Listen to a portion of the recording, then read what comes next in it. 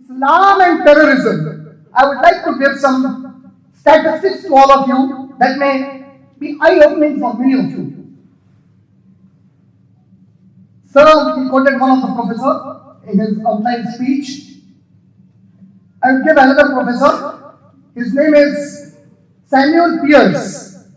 He is a clinical psychologist from USA, and he says the kind of terrorism that we find around the world today, I believe, is mostly a response to oppression.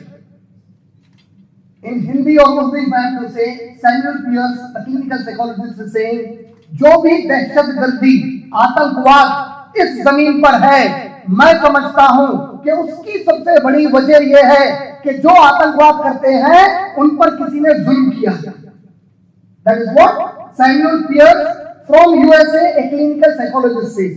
Another person, his name is Dr. Gunnar Westenberg. He is the co-president for a very big international organization called IPPNW, and he won the Nobel Peace Prize in the year 1985.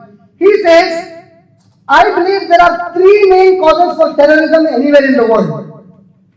Injustice to a particular section of the society, humiliation to that particular society, and oppressing that society are the three main root cause for terrorism anywhere in the world. Who is saying this? It's not a Muslim scholar. It is not the Imam of the Kaaba or Medina. It is not Imam Bukhari of Jama Masjid or any Imam of Makkah Masjid or an Imam in your Masjid. It's a non-Muslim expert. He says he is a Nobel Peace Prize winner. He says three reasons for terrorism around the world: injustice, humiliation, and oppression. Then coming to what Sir quoted, Sir was quoting a professor of political science from Chicago University of USA. His name is Dr. Robert Pape. And today, as I said, he is a police officer. In the entire world, including American Army, they say his book, Dying to Win, is the central research book on suicide bombing in the world. It's the main research on suicide bombing anyway. And Robert Pape, he says in his book that the study of all terrorist activities that are happening in the world and that has happened, more than 95% of terrorist attacks, especially suicide bombings. He's an expert on suicide bombing. He says more than 95% of the suicide bombings that happened anywhere in the world were a reaction to oppression and occupation by another country. When any other country occupied some country, 95% plus suicide bombing cases happened only to make sure that the occupants leave their place. This is not enough, but he gives an amazing research. He says from 1980 till 2003, total 315 suicide bombings were completed in the world. Perfectly completed suicide bombings, 315. How many suicide bombers participated? 462 suicide bombers participated. And he says, of those 462 suicide bombers who participated, more than 50%, not 1 or 2%, more than 50% belonged to the LTTE group, which has a majority of its members who are either Hindus, Christians, seculars, or Marxists, not Muslims.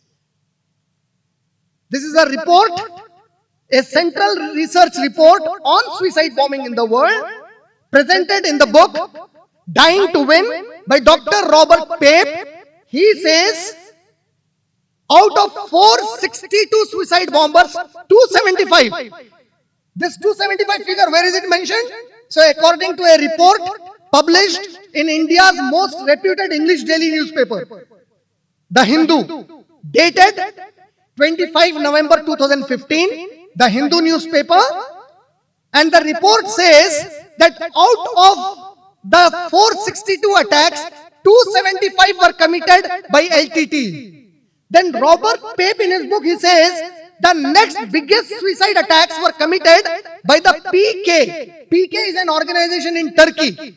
And he says even the members of PK organization are either secular, Marxist, or they are non-Muslims.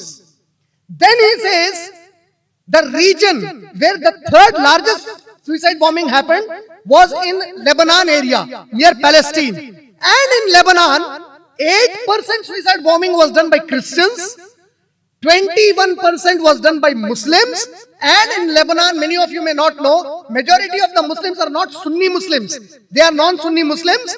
21% of the bombing by Muslims there, 71% was done by those who say either we are atheists or who say we are secular, we don't belong to any one particular religion. He says, therefore, to say that suicide bombing is a result of Islamic teaching is absolutely wrong. All statistics prove that Islam has nothing to do with suicide bombing. Further, he says in his book that occupancy, any country occupying another country, becomes the main reason for suicide bombing. So he says, on analyzing the statistics of America occupying Sunni Muslim countries, it was found that out of 3.2 million people, only one has a tendency to become a suicide bomber. Can you imagine that figure? 1 out of 3.2 million people, it's not even 1%. He's trying to say, even psychologically, if it is understood that if some country occupies any other country, then those people commit suicide bombing. On analyzing those countries where America occupied the Sunni Muslim countries, in those countries, the chances of a suicide bomber to be found is 1 out of 3.2 million people. And in Sunni countries, where there is no occupancy, the chances to find and search and find one suicide bomber is 1 out of 35 million people. Where is Islam connected to terrorism? It's a media myth. It's a media hype. It's a media malignment of Islam. It's a wrong impression that the mass media is trying to create in the minds of the masses to keep them away from understanding the right teachings of Islam. Further, if you analyze, according to a report, 27th August 2014, the Hindu newspaper, now look at what the report says. It says, in 1982, Americans, they launched the space shuttle by the name Columbia.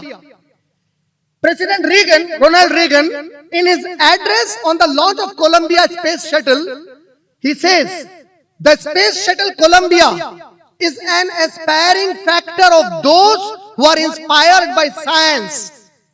And the freedom fighters of Afghanistan are the greatest aspiration for human freedom. This is what Ronald Reagan says. He says, freedom fighters of Afghanistan. What was the word he used? In his speech, he said, Afghan Mujahideen. He said, Afghan Mujahideen are the greatest aspiration for human freedom. And he says, I declare the launch of Columbia, the space shuttle, dedicated to the Afghan Mujahideen for their freedom struggle on behalf of all the American population. I say, what? You are launching a space shuttle in the name of Mujahideen, and today it is jihadi terrorism now. Then in 1985, the same newspaper, The Hindu, 27th August 2014, it reports, 1985, President Reagan, he hosts a ceremony in honor of Afghan Mujahideen in the White House, and in the address he says, these Afghan Mujahideen are equivalent to the moral equivalent of the founding fathers of America. What happened overnight then? They are equal to the freedom fighters of America. These people are the greatest aspiration to human freedom in the world, and overnight terrorism starts from there now. According to a report in the Urdu newspaper, Munsif Daily, on page number 4, February 2015, it reported that till 2008, from 2000 to 2008, America was supplying arms, was selling arms, and was earning approximately $13 billion every year till 2008. And after 2008, suddenly it jumps to $103 billion every year in the sales of arms. Meaning, USA started selling arms, and 2000 to 2008, almost on an average $13 billion arms are sold every year. Sudden jump after 2008, $103 billion. I say people like you and me, honest if we are, if we have true values that we have been taught in our schools and by our parents, can't you reflect? If somebody is selling weapons, it has to be used. They first create players, they first create fighters in the market, they sell the weaponry, it's a business. It's a business. And why Islamic terrorism? This is marketing strategy. You know, when I was in USA in 2004, I saw certain billboards, hoardings. And on the hoarding it was written, say no to drugs. A very good statement, slogan. The slogan is, drugs. Say no to drugs. And the people in America said that those hoardings were put by the drug lords. It's a marketing strategy. Why? Excitement. When you are said not to do something, you want to inquire why I shouldn't do that. And in the process, they got more drug purchasers. So say no to war, Islamic terrorism, Islamic terrorism. So the more you are going to highlight Islamic terrorism, pick up fringe elements from anywhere doing something naughty, something vulgar, something against humanity, pick them up, present in your media as the people fighting for Islam, let the world believe it, and you find hatred against Muslims. When people hate Muslims, the Muslims hate the people. Result, the arms are sold out. We don't have common sense. This is what has been happening all these years. This is not my report. I am quoting all outside sources. I am quoting, see, today if you ask me what is the religion of the masses, I say media is the religion of the masses. People read Vedas, but they don't believe Vedas. They read Bhagavad Gita, they don't believe it. CNN said something, believe it. Oh, CNN said, no, Bhagavad Gita is there, but CNN said this. What has happened to us? It's mediaism, a new religion today. Media is taken as a religion today. Anything media gives, you digest it. You don't even see whether it is hygienic or not, whether it is correct or incorrect. So misinformation. What is the marketing strategy of the world media today? Misinformation shall be presented as information to the people. You are informed and you don't verify whether it is right or wrong and you absorb it. So now when we make research, we find all these statistics are going against the theory that Islam promotes terrorism. Where is Islamic terrorism? If that is the case, why have my Indian people forgotten, my Indian Hindu friends forgotten? As Muslims ruled India for about 800 years and plus. But we are in a minority today.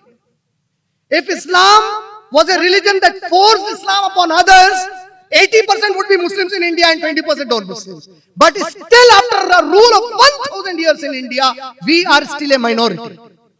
I tell my Hindu friends in India, whenever you want to take the example of a Muslim country, why to take the example of that bloody Pakistan? Why not of Indonesia and Malaysia?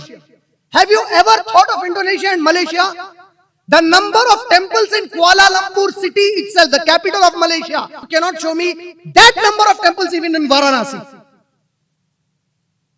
A Muslim country, Malaysia. Indonesia, a Muslim country. So many riots since 1947 in India. So many Muslims killed in riot. So many properties of the Muslims looted. So many Muslims suffering. So many Muslims wrongly sent to jail under TADA. Again, it's not a Muslim politician who is speaking this. This is what the data of the National Crime Bureau speaks. He's a police officer, he knows it. 80% of those Muslims arrested in TADA were released by the court because there was no evidence against them. But the life is spoiled now. Show me one single case of riot equivalent to the riots that happened against Muslims in India happening in Malaysia and Indonesia. How many Hindus have you ever heard that Hindus in Malaysia and Indonesia were killed because the Muslims rioted and they looted them? Why take the example of Pakistan? If I want to take the example of good health, I would look at Arnold Schwarzenegger. I would not look at somebody who is dying of hunger in Somalia. So why Pakistan? Who cares Pakistan? We don't have Pakistan. What has happened to my Hindu friends here? Is your common sense totally lost with the media? We live in this country because we love it. My forefathers would have migrated otherwise, and we don't need to give a certificate to anybody in India that we love this country. This is our country. We are born here. And believe me, I love this country based on a based on a principle from Islam. My religion, it demands me that I shall believe in destiny. Destiny means what Allah decided for me. I didn't ask Allah subhanahu wa ta'ala to make me an Indian. Allah decided I should be an Indian. I love my country because my Allah decided that I should be an Indian. And every Muslim loves this country because Allah decided that they should be Indians here. And we don't need to give any thanks to anybody. There is a question of intolerance then. According to a report published in Times of India, 28 July 2011, page number 14. Again, I will not correct myself, it's a perfect date. 28 July 2011, page number 14, Times of India. The report says, between 2007 to 2010, 1,565 terrorist attacks took place in Europe. Look at this figure now. Surprising figure.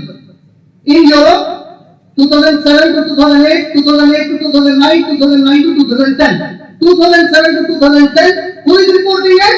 Not a Muslim source, Times of India. The report in Times of India, 28 July 2011, page number 14, Times of India says, 1,565 attacks took place, terrorist attacks in Europe, and Muslims were involved only in 6 attacks. Can you imagine? 2007 to 2010, entire media globally is highlighting Muslims as terrorists. In Europe, 1,565 attacks happened, and Muslims only in 6. In more than 1,400 attacks, the Christian army of Ireland was involved, but no media highlights it. Where are Muslim terrorists today? Where did you find them? In India, even if there is terrorism in Kashmir, even according to the government statistics, yet, out of how many Muslims live in India? How many million? See, according to government census, I agree with 13 million Muslims in India. According to other sources, maybe around 30 million Muslims in India. Even if there are 13 million, I will give a discount. Only 10 million Muslims. I challenge any source in India to show me at any given point of time 100,000 involved in terrorism in India. Not even 100,000, not even 1 lakh Muslims in India are involved in terrorism, and the way it is presented is every Muslim is looked with a doubt. This person looks to be a terrorist. And I also challenge, I will show you those who are not Muslims, who call themselves Naxalites, but they may be individually worshipping a particular deity, and the Naxalite figure of India, population of India, is much more than the Muslim terrorists in India. But still the threat is from Muslims. I don't know how. When Pakistan got disintegrated from India, our forefathers, they lived back in this country, saying, get lost from here, we don't want to come with you. That is because we thought we would be very happy with our non-Muslim brothers here, with our non-Muslim sisters here. We are still very happy. But unfortunately, when good people like you do not open up your mouth to condemn those fringe elements who try to lynch the Muslims, who try to kill the Muslims in India, then it feels offended. And it's amazing. A terrorist attack happens in Paris, and somebody is asking us, Imran bhai, what do you say about it? What the hell is this? If a terrorist attacks in Paris, what does Israel to do with it? What has any other Indian Muslim to do with it? What has a Maulana in India to do with the Paris terrorist attack? If they are terrorists, kill them. My question is, who made them the terrorists? Who made those terrorists? It's your politics who made them. It is you who invaded their country. You then say as a head of state that it was a wrong information and we invaded it. How many people did you kill in Iraq? Again, not my statistic. It's not my statistic again. According to a report published in the newspaper again, I'll give the date again. 20 March 2013, the report says, according to Iraq's body count, between 2003 to 2013, 1,22,438 Iraqis were killed. How many? 1,22,438 Iraqis killed from 2003 to 2013. By Iraq body count. But do you know something? Lancet is an international organization. It's from USA. The Lancet, the same report says, according to Lancet, only between 2003 to 2006, 6,54,955 Muslims were killed in Iraq by the American forces. It's not a report. It's not a Muslim survey. It's an organization in America. It's a Lancet organization. Now when you quote this, no, it's a wrong report. So when we say, if some Muslim has done it, it has nothing to do with Islam, you don't want to believe us. If war is terrorism, if somebody thinks war is terrorism, my simple question is, why do all the countries of the world have army then? Why does United Nations has peacekeeping force? I say illogical. It sounds very illogical to me. On one side you say you should give freedom to everybody, don't force anything. But now you are forcing peace on somebody. Peacekeeping force, meaning it's human nature, it's logical, it's rational. You need to agree that there are certain elements in every society who do not easily accept peace, so you need to force peace upon them so that they don't disturb the remaining society. You have a peacekeeping force. War has been a concept of every religion. If you people read Bhagavad Gita, chapter number 2, verse number 31 in Bhagavad Gita, Krishna ji he says, Bhagavad Gita chapter number 2, verse number 31, Krishna ji he says, the best engagement for anyone, listen to what Krishna ji is saying. The best engagement, meaning the best profession, the best job for anyone. Bhagavad Gita chapter number 2, verse number 31 and verse number 37. The best profession for anyone is to fight for the religion. And if you are fighting for the religion, you don't need to be hesitant about it. Don't feel hesitant if you are fighting for religion. Fight with pride. That is what Krishna ji is saying in Bhagavad Gita. Then he says, O Partha, the Kshatriyas are very happy people, for they very often get the opportunity to fight for the God. O son of Kunti, if you fight for God, either you are killed and you become a martyr, or you get the heavenly planet. If you read Rig Veda, which is the primary most source of Hinduism, how many verses are there to fight for religion? If you read Rig Veda book number 1, hymn number 9, verse number 1 to verse number 15, it talks about fighting for religious principles. If you read Rig Veda book number 1, hymn number 29, verse number 7, Rig Veda book number 1, hymn number 132, verse number 1, Rig Veda book number 6, hymn number 5, verse number 4, Rig Veda book number 6, hymn number 5, verse number 6, Atharva Ved book number 4, hymn number 36, verse number 2, Atharva Ved book number 4, hymn number 36, verse number 4, Atharva Ved book number 4, hymn number 36, verse number 6, Atharva Ved book number 7, hymn number 93, verse number 1, Samved book number 6, hymn number 1, Decca number 1, verse number 5, Samved book number 6, hymn number 1, Decca number 1, verse number 6, Yajurved chapter number 8, verse number 45, Yajurved chapter number 9, verse number 38 and 39, it says, slay the godless foes, meaning whoever does not believe in a God, kill them. Yajurved chapter number 13, verse number 12, it says, burn down the enemies of God. Burn the enemies of God. Yajurved chapter number 13, verse number, it says that fight against the enemies of God, even if they are your relatives, your friends or strangers. Yajurved chapter number 17, verse number 44, it says, attack the enemies of God, burn their hearts and kill them. It is there even in Hinduism. Mahabharata. Oldest epic is Mahabharata. What is Mahabharata? A fight for good and evil. Bible, book of Numbers, chapter number 31, verse number 1 to 8. Book of Numbers, chapter number 31, verse number 33. Book of Exodus, chapter number 34, verse number 11 to 14. Book of Deuteronomy, chapter number 2, verse number 26 to 35. Book of Deuteronomy, chapter number 3, verse number 1 to verse number 7. Book of Deuteronomy, chapter number 7, verse number 1 to verse number 6. Book of Deuteronomy, chapter number 20, verse number 10 to 18. You know, Book of Deuteronomy, chapter number 10, Book of Deuteronomy, chapter number 20, verse number 10 to 18. It gives you the principles of fighting for religious cause. It says to Moses, may peace be upon him, O Moses, attack the disbelievers, kill all their women, kill all their children, slay them away, destroy their homes, and pull down everything they owe. But give them an option of peace. It's a very good sign.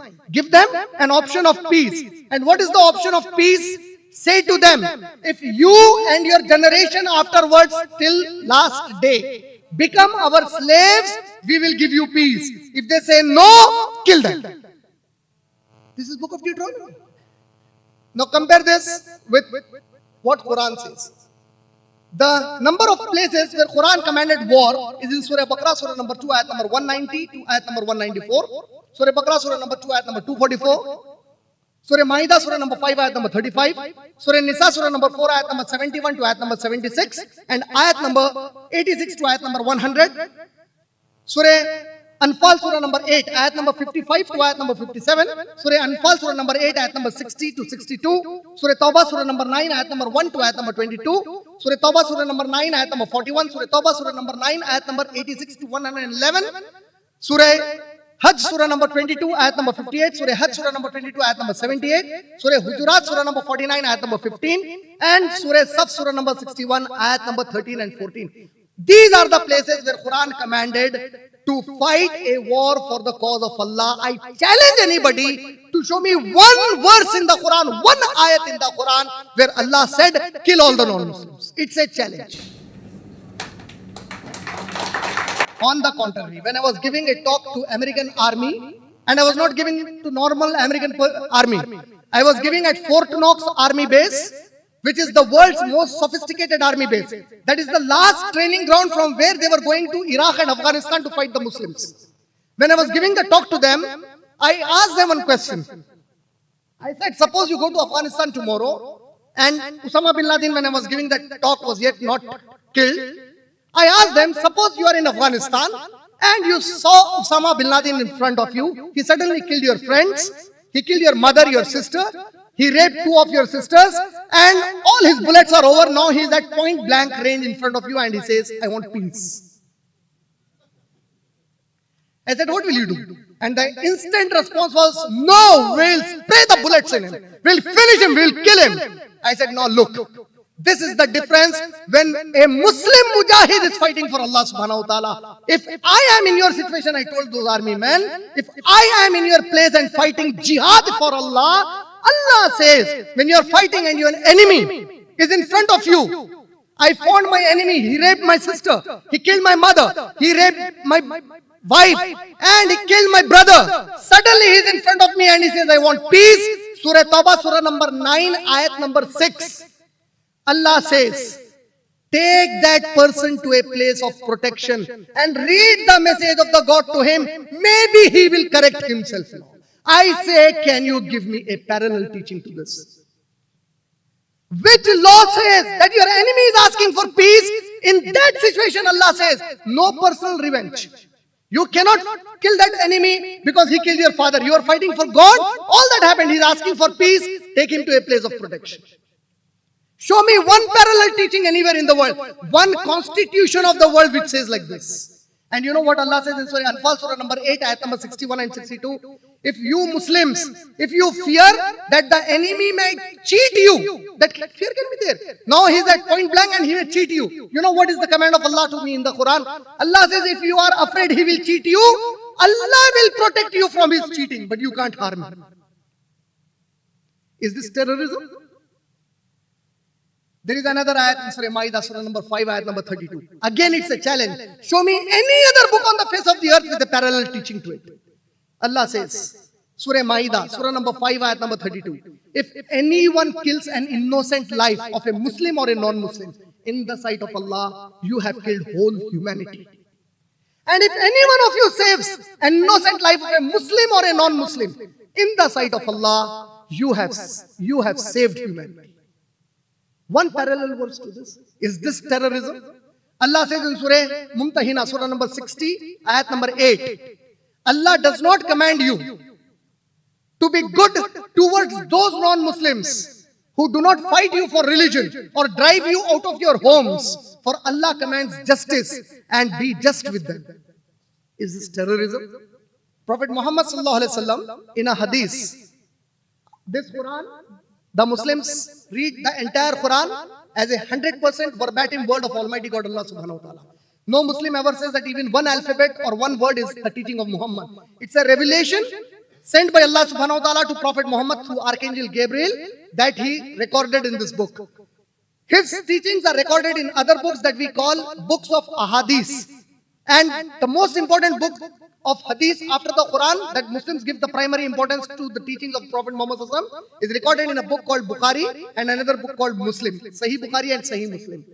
In a hadith, in Sahih Muslim, volume number 5, hadith number 4541, and volume number 5, hadith number 4542, narrated by the beloved wife of Prophet Muhammad Sallallahu Alaihi Wasallam, Aisha radhiyallahu ta'ala anha. She said that Messenger of Allah Muhammad Sallallahu Alaihi Wasallam said, do not initiate a war with somebody, but if somebody imposes a war on you, then don't show your back. Is this a teaching of terrorism? This is self-defense. This is utter self-defense. Then according to another hadith, narrated in Sahih Muslim, volume number 5, hadith number 4578 and 4579, and Sahih Bukhari, volume number 4, hadith number 3014 to hadith number 3016, the Prophet ﷺ said, when you wage a war against your enemy, do not touch their women. You are not supposed to touch their women. Do not touch their children. Do not kill the religious leaders of the other community who did not come out to fight with you. Do not burn their agricultural fields. Do not pollute the water that they store for their drinking and for agricultural purposes. Is this terrorism? I challenge, show me another person on face of the earth who gave an equivalent teaching, a discipline even on the battlefield. Jesus Christ, may peace be upon him, he is called the Prince of Peace, and as a Muslim I have no objection to it. I myself believe that yes, Jesus Christ, may peace be upon him, is the Prince of Peace.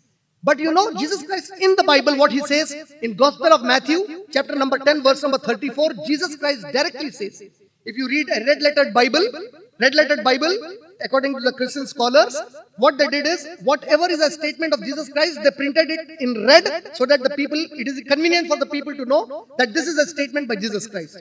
In the red-lettered Bible, Gospel of Matthew, chapter number 10, verse number 34, Jesus Christ, may peace be upon him, he says, think not, listen to what he is saying, think not that I have come to spread peace on earth. I have not come to spread peace, but a sword. Jesus Christ, may peace be upon him, says in Gospel of Luke, chapter number 19, verse number 27, whoever does not believe in me, bring him in front of me and slay him.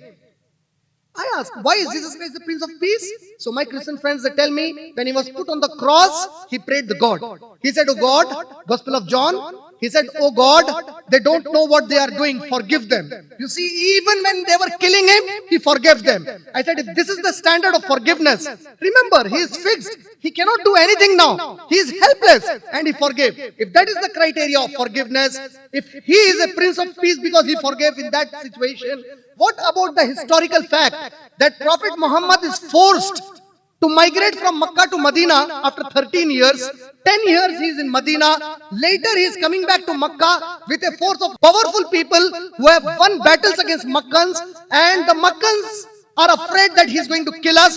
The companions of Prophet, they are giving a slogan from behind him while entering Makkah and saying, Al-Yawma Yawmul Malhama. Today is the day to throw the flesh of the enemy in the air. And the Prophet says, stop. What did you say? And they said, Ya Rasulullah, O Messenger of Allah, Al-Yawma Yawmul Malhama. Today is the day to throw the flesh of the enemy in the air. The Prophet said, La, no. Al-Yawma Yawmul Marhama. Today is the day to forgive and have mercy upon our enemies. We are not going to tell them. Now I ask you, if the criteria to become a Prince of Peace is when you are helpless, you forgive somebody, and now you have all the power to crush your enemies, and now you say, I forgive them. So I say, we Muslims, shame on us as a whole. We Muslims, I say, shame on us as a whole. We failed to introduce our Nabi Sallallahu Alaihi Wasallam as the King of Peace to the world.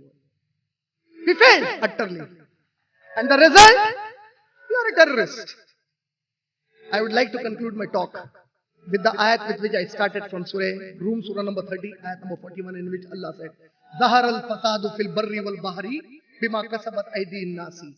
All the chaos and terrorism on earth is what you have earned with your own hands.